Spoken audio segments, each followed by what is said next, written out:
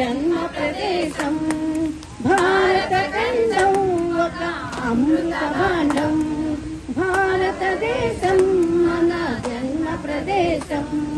భారతఖండం ఒక అమృత భాండం ఉత్తరాన ఉన్నతమై హిమగిరి శిఖరం దక్షిణాన నెలకొన్నది హిందూ సముద్రం ఉత్తరాన ఉన్నతమై హిమగిరి శిఖరం దక్షిణాన నెలకొన్నది హిందూ సముద్రం తూర్పు దిశ పొంగి పొరలి గంగా సంద్రం తూర్పు దిశ పొంగి పొరలి గంగా సంద్రం పశ్చిమాన అనంతము సింధు సముద్రం భారతదేశం మన జన్మ ప్రదేశం భారతఖండం ఒక అమృత భాండం ఒకే జాతి సంస్కృతి ఒకటన్న ప్రదేశం